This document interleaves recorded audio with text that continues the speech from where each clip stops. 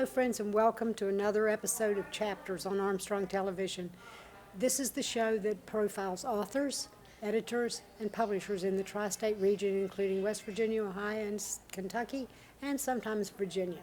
My name is Carter Seaton, and I'm so glad to have you all here today. Thank you so much. We're delighted today to welcome Rhonda Browning White to our show. She is originally from West Virginia, but now she lives in the sunny South. In the sunny state of Florida. Yes, in Daytona Beach.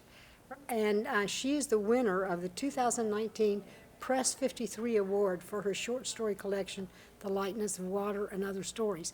And that's your first book, and that's quite an award to get for the very first time out of the gate, so to speak. So congratulations. Thank you. Her work appears in so many literary journals that I didn't list them. Oh, good. And she has a blog called Read, Write, and Live, and it's found at her website, which is www.rhondabrowningwhite.com. She has an MFA in creative writing from Converse College in Spartanburg, South Carolina, and was awarded the Watson Fellowship from Eckerd College's Writers in Paradise, and she's now working on a novel. She is. She is. Thank you so much for being here. Thank you for having me. Tell us a little bit about you, growing up in small town West Virginia and going from there.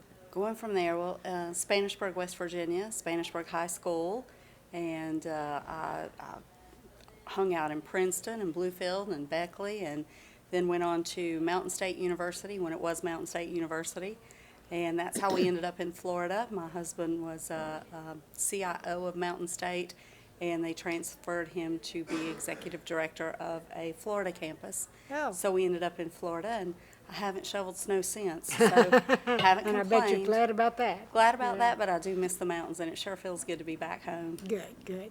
So did living in West Virginia and growing up there inspire the stories that you've written? Absolutely. I think it inspires everything I do. These mountains are part of me, and I feel like I'm part of the mountains.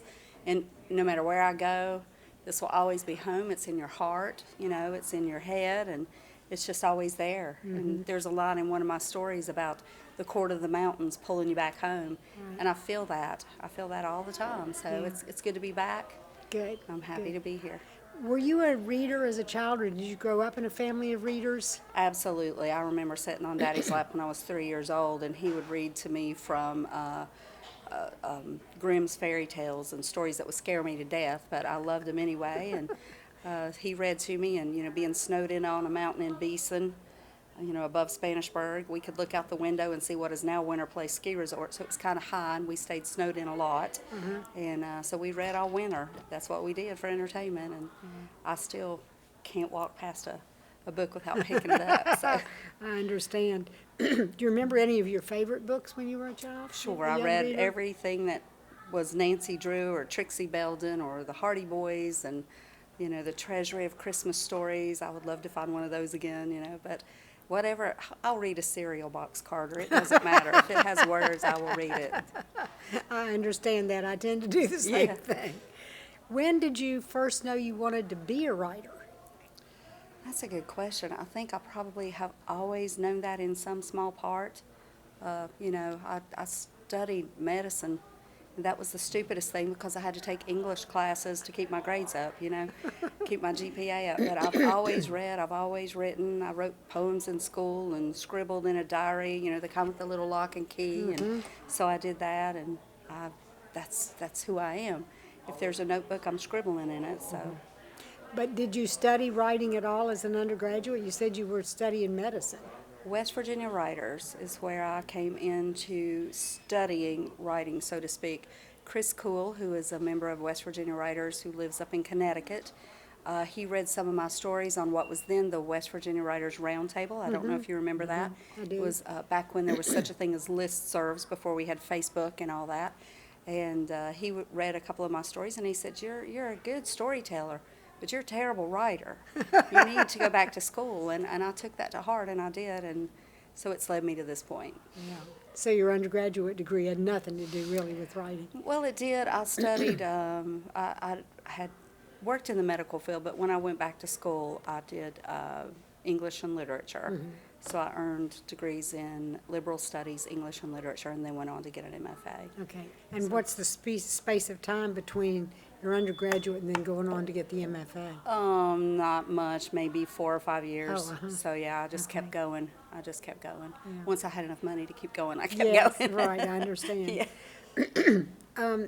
When you were getting your MFA, did your taste in reading change? Did you find that they assigned you to books, for instance, that you probably would never have read? Yes and no, because the great thing about Converse MFA program was that you can kind of choose your study, but they focus you and guide you and direct you. So I knew that I wanted to study Appalachian literature. I didn't really know what Appalachian literature I wanted to study, so we kind of started looking at my writing and what I was interested in, and we found that I had a strong bend toward eco-critical work, things that dealt with the environment and the land, and I didn't really even know that about myself until I started writing in that Probably vein. didn't even know what that was exactly. I really didn't have the language to go behind it, the terminology, so we narrowed my focus along the time toward ecofeminism in fiction, particularly that written by women writers along the Appalachian mountain chain. And that brought out this book and these stories. So some are told from a female's point of view, some are from a man's point of Yes, view. I noticed. So I think the land is important to us, and what we do to the land matters, and what the land does to us in return matters. So I hope that my characters have a strong sense of empathy, not just toward the land, but toward each other, because I think that's what matters the most. I was going to ask you this in a few minutes, but I'm going to do it now. Do you consider your stories to be in the genre of gritlit? I've never heard that word, gritlit. Yeah. Gritlit tends to be stories that are hard-hitting, often include alcoholics or violence or just kind of a really gritty situation. And many times the people in them are male. And I noticed that. I mean, when I read these, I thought several of them seemed to kind of follow into that sort of bent. Maybe not the ones that are told by the female protagonists, but some of the others felt kind of hard-hitting and gritty and seemed to be a bit of a surprise coming from you, Oh, okay. which is maybe a good thing. But Okay. I just wondered if that had ever crossed your mind or if anybody's Well, since ever I have- mentioned it. No one has. Well, I have been told that my stories can be hard-hitting, but I feel like I try to write what I see. I'm not trying to be stereotypical or judgmental or No. anything like that, but if that's what I see, I want to put it out there in the best language I can with as much empathy as I can manage for those characters, and then you decide. You decide what you think about it. I have no control about what anyone thinks about my writing. Sure. But I can write what matters to me, and hopefully it'll matter to someone else. Right. Well, for instance, the story, I think it's the very first one, called Bondservant. Yeah. That's a tough story. I mean, the father's dying, and he wants to matter and do something that makes a difference, and he wants to blow up the mine where his son works. Yeah, That's a pretty hard-hitting story. Yeah, I suppose so, and I think that's what we all want, though. We all want to matter, and he saw that as a way of fixing what was broken in his small town in West Virginia. And, you know, when we start tearing apart the mountains and cutting them off, that matters. That really matters, and that was the only way he knew in his weakening state of physical state and mental state. That was the only answer he could come up with. So it's interesting, that first story and the last story in the book, you saw that they are what I call my bookend stories. Yeah, I love that. And they're actually chapter 1 and chapter 4 in the novel I'm working on. Oh, So hopefully there's a excellent. little more lightness along the way Yeah. and a little more hope along the way, but there is some grittiness to it. And it's not gritty for just the fact of being No, gritty. I didn't mean that. Right. Yeah, it just, But if that's what I see in the world, then that's what I want to portray here. And if we don't like it, then maybe we can change it. right. Well, I think the existence in the mountains in West Virginia is just by nature. gritty. It is, yeah. You know, for a lot of people, it's a tough life. It is. It's hard scrabble for many people here. Yeah. But not for everyone. I mean, there's plenty of success stories here, Oh, too. yeah, And I want to absolutely. depict that as well. Right. You know, it's not all, it's not the hillbilly elegy, so to speak. you No, know. it's not. I understand that, right. What's the most important thing you learned in your MFA, do you think? I learned so many things in it, about myself as well as about my writing. But I think the true need for empathy in writing. If I can't care about my characters, no one else is going to care about them. And there have been a lot of studies recently from different big universities and colleges and even medical centers showing brain waves that depict how much more empathetic we are Yes. when we're reading fiction, and even more so with literary fiction, and that stays in the brain for weeks and even months. So if, as a writer, I can make someone feel empathy when they read my work, the world can use a lot more of that, you know. So that's my goal, and that was a big push in our program, was to create characters that aren't sympathetic, but that people can empathize with and see as realistic characters. I was reading something today about the depth of people's character and how what they portray on the outside is not necessarily what they really are, and that you have to really learn to know those characters before you can understand what really motivates them and what the core values are in them. Absolutely. That's true with human beings too, Sure. in real world, Right, you know. right. But same for our characters as well. I think that's when I start writing, I come up with the character first. I was going to ask that too. Good. The character, once I have my character, then I can throw anything at them, you know, and just I sit back and see what they do with that. Do know? you? I do, you know, and sometimes it works and sometimes it doesn't, and sometimes I'll write 5 or 6 pages and out it goes. I thank God for the delete key, you know.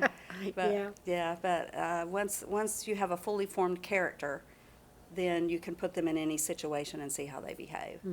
And author Stuart Onan gave some really good advice in a workshop I was in with him once, and he said, take your characters with you where you go. When you're writing from a character's point of view, keep that character in your head all day. Take them to the mall with you, take them to the grocery store. When you run into problems parking or whatever, let them run into how are they going to handle that? So that's how you get to know your character and dig in a little deeper and empathize with them. And that's been really good advice. Yeah, that's interesting. That's a It good turned my idea. stories in a Right, different direction. That's interesting. Yeah. So, one of your MFA teachers listed your book as one of the best she'd read in 2019. That was I know, exciting. I think that's Yes. wonderful. Yeah, I And she admire her said work. she'd seen the works in more of a raw stage, Sure. and now they were honed to a razor's edge, which Oh. is a wonderful comment. What a flattering thing coming from Leslie Petrick, because she's an amazing author. She's won big prizes herself from, and I'll pronounce this wrong, Zanc, D-Z-A-N-C, literary. She won that prize. And she's such a brilliant teacher and a generous heart and such a good soul. That's great. So hearing that come from her, she was my first mentor in the program and my final mentor of my creative work. Robert Olmsted was my critical mentor, but she was my creative mentor, and she was very good. So did you do the editing, or did you have somebody help you edit? No, I did the editing, but I feel like everyone who read it edited it a little bit. So I have a Beta long readers list of and thank all of yous. that, yeah. Yeah, beta readers, and you know, in my MFA program, some of these stories started in my MFA program, so they were workshopped there. One of them I workshopped at Writers in Paradise with Les Standiford. That was amazing. So he did a lot of work with me on the final story. So that was very helpful. I feel like everybody's got a little piece in it, you know. How did you decide to start your career with short stories? I worked as a ghostwriter and editor for Inspiration for Writers with Sandy Trent Oh, in yeah, Parkersburg here. So I worked with her for quite a while, and I did a lot of ghost editing and ghost writing, and everything was novels. And to me, novels are a little easier than short stories because you've got 300 or 400 pages to get your point across. Short stories, you got to be short and tight and Yes, you on the do. spot. Right. So when I went into my MFA program, you know, I wanted to focus on short stories because I thought if I can learn how to make it right and make it tight, so to speak, then I can add, you can always fluff anything up, but I wanted that tightness and that concise edge to the writing, and that's what I got from the program. Yeah, I totally understand what you're saying. Having written novels and then tried the short story, it is much more difficult. It is difficult. I You would totally think agree with 20 that. pages would be a breeze. Yeah, It's right. simply No, not. No. Do you have a specific writing process or place where you try to write every day, or a time? Some people are very structured, some are not. I'm not. I'm not a structured writer. I would like to be a structured writer, but I have to pay the bills and keep the lights on. So I work the day job, and I work in writing where I can. I do find that if I read first, then I write better.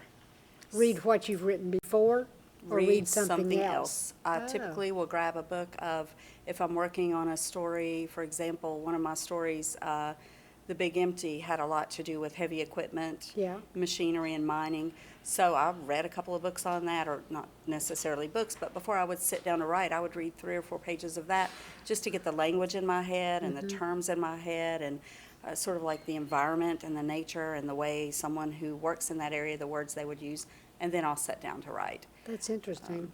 A lot and- of people will not read like in their genre, or if reading short stories, they would never read other people's short stories before they worked on their own, for fear that it would color what they write. I don't think that could really happen. I mean, if you're writing from your character's point of view and you're writing what you know, but I do think there's a lot to be said for the rhythm of the language and the rhythm of the words. And sometimes I will read poetry before I write. Yeah.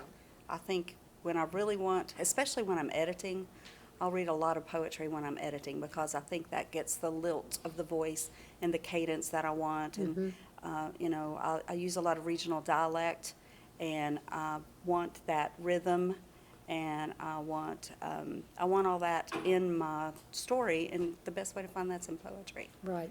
So, All right, let's talk about a couple of other stories. The one called Things Long Dead. okay, so when I moved to Daytona Beach, here's this country girl from Spanisburg, West Virginia.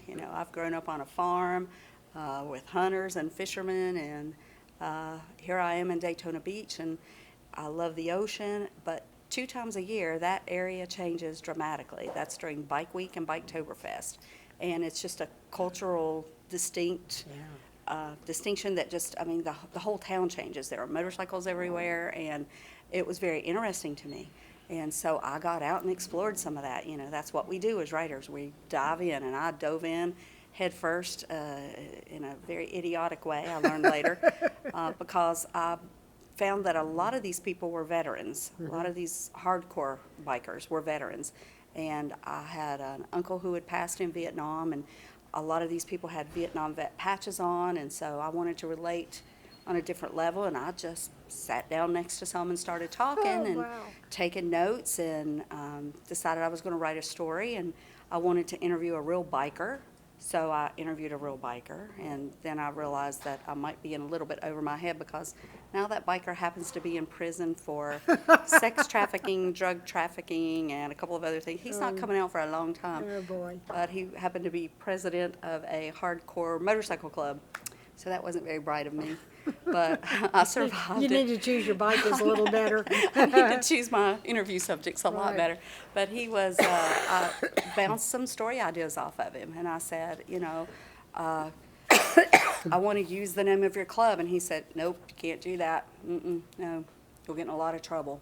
You can't use real names. You're going to have to come up with the name of a motorcycle club on your own.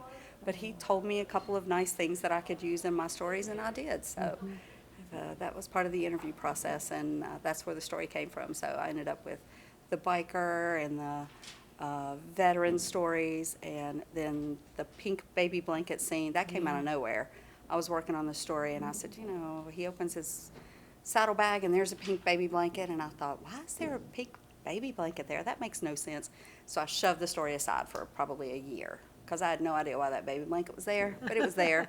And then I went back and figured out why the baby blanket was there. So sometimes it's just a process. Yeah. Do you have a favorite story? I would have to say my bookend stories, because those two characters haven't let me go yet. So that's why they're turning into a novel. Romy and Jasper, they have a lot to teach us. So I'm working with them, and they're working with me, and I'm being as patient as I can while they teach me what I need to know. Oh, And that's great. yeah, Yeah. so I hope What they teach us all. about the story about the DAR, the woman who has been asked to join the DAR? Yeah, I don't really know where that one came from. That one started out, I was doing some wine tastings, and I thought, there's some interesting people here, and I saw some people who were trying to better themselves, so to speak, and I thought, well, that's interesting. Wonder where they came from, and wonder what their story is. So that's kind of how that one came about. Sometimes you just have to follow what falls into your Yeah. lap and see where it leads you. Do you know anybody who is in the DAR or who Not a soul. who has aspired to it? Not a soul. No, I believe, know. that follows back in my family a ways, but we've never pursued Yeah. that. So So you've got all these tough subjects in here. You've got Blair Mountain, and you've got death and stillborn babies, and it does sound hard, doesn't it? yeah, it does. I I mean, hope it's a little more hopeful than well, I mean, there is that, the love of the mountains, the love of the land, but still, what is it you want all these stories to say to us?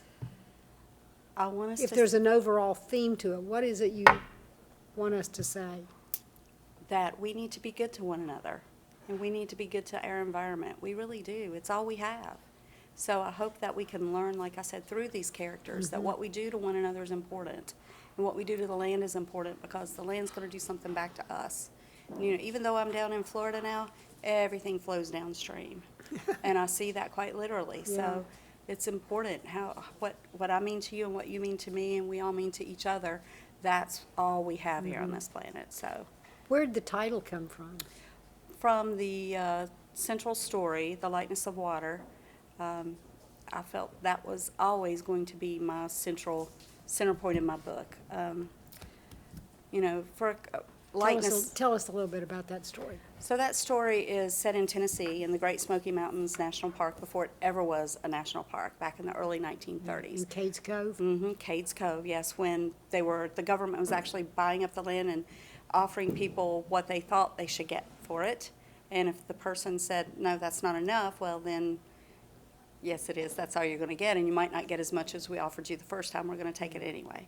So it became the Great Smoky Mountains National Parks, whether or not those folks who had that family land wanted it to be or not. But I think lightness is hopefulness, and even though the story was a little dark in places, I hope it ended on a more hopeful note, and there was some lightness to it, and I hope all these stories offer a little bit of lightness. No, I don't want people to think that because they are gritty, they are not hopeful, because they are. Yeah, there is some blue collar edge to these Sure, stories, yeah. so there is that. But that's, the area I grew up in, and that's what I know, and we write what we know. Sure. And then we learn what we don't know. So I hope there's a little bit of that as Right, I well. understand.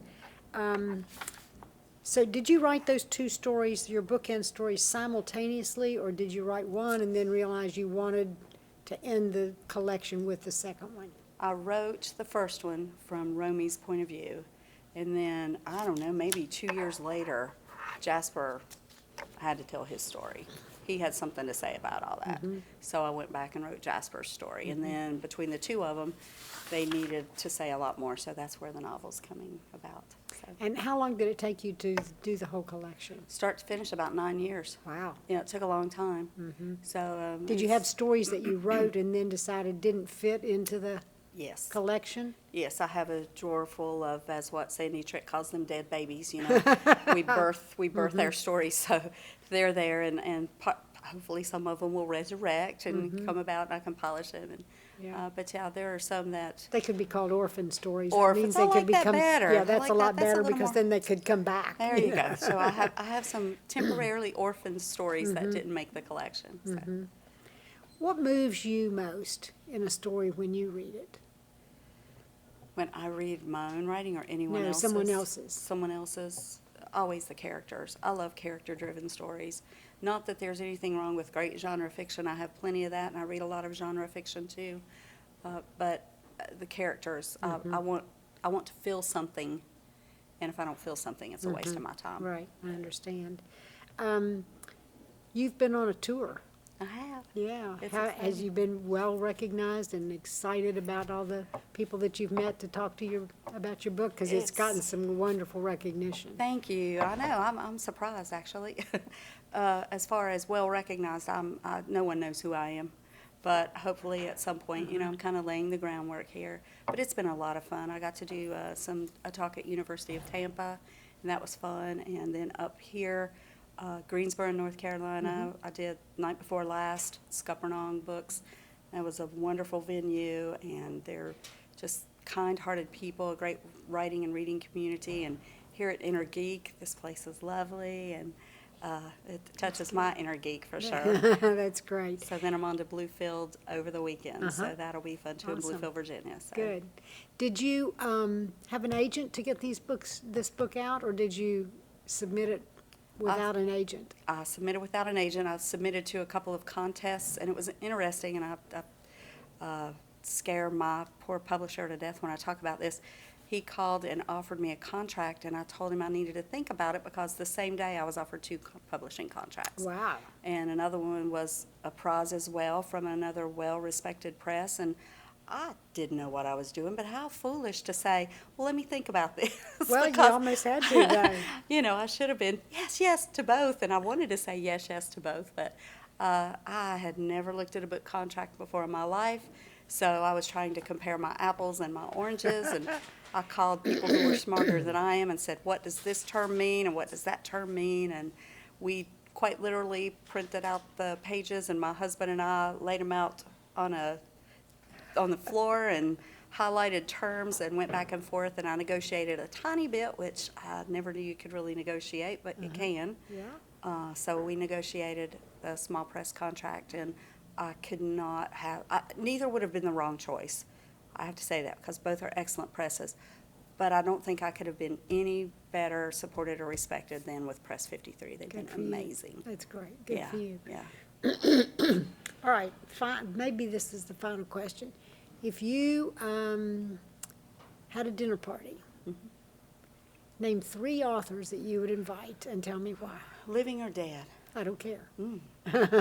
Either one. Well, I would want Ernest Hemingway there Okay. because I just think he's amazing. And I would drag our local fabulous author, Denise Giardina, there because I just have always admired her writing and what it means to our area and her environmental bend and her ecofeminist bend that she has in her work. I admire that greatly. That would be very tough for a third. Do I have to invite just 3? No, you can have a whole table Ah, full. well, let's bring them all. Let's bring them all in. Okay. I don't know. I really don't know. I can't narrow it down. It would be unfair to so many. I would love to have all my MFA people there, all of my Writing in Paradise Sure. people there, and Right. my West Virginia writer friends there because we can talk until the wee hours. Yes, right. Describe or define for our audience ecofeminism. Ecofeminism, it's a theory. It's just a theory, so that's sometimes hard to keep in mind. But that is eco-critical work is work that addresses the ecology and the environment and what we're doing to the environment.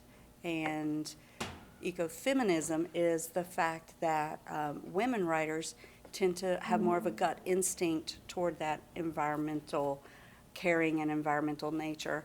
Nature versus nurture, I guess, is some of it. But if you think about the fact that, let's say, for example, there are that I know of, as of recent research, no mining companies that are owned by women. So there's that. So it takes a masculine energy to cut apart the land, I think, and women just don't really have that in us because we're more caregiving by nature, and that's a very violent thing that we do. And if you think about some of the terms, Mountain Mama, for example, and even we labor to do work on the land, those are feminine terms, and the thoughts behind the theory of ecofeminism are that if you turn the land into a woman, it's easier to do violence to the land. So there's and again, it's a theory, so who knows if it's true or not. Right. But deeper I dive into it and the more I studied it, especially, the women authors along the Appalachian chain, it's hard to find any woman writer in Appalachia who doesn't have an ecofeminist tilt to her work. It's very difficult. So I think maybe there's something to that theory. Well, and if you recognize that there are a number of women who have been very strong in opposing mountaintop removal mining, like Judy Bond, and it is clearly women who tend to do more of the protesting than the men. It really is. So there's a lot interesting. to the theory. Yeah, Yeah. that's interesting, yeah. All right, so what's going to happen to your characters in the novel? I can't tell you. You'll have to read it. In truth, I don't really know myself. You don't? No, I figured you didn't, because you're waiting for them to tell you what they're going to do. I really am. I'm about 60,000 words into it, so it's strong and solid, and we're nearing the end. And I think I have an inkling of what might happen, but I don't trust them. They'll change their mind at the last minute. I've seen them do it. So.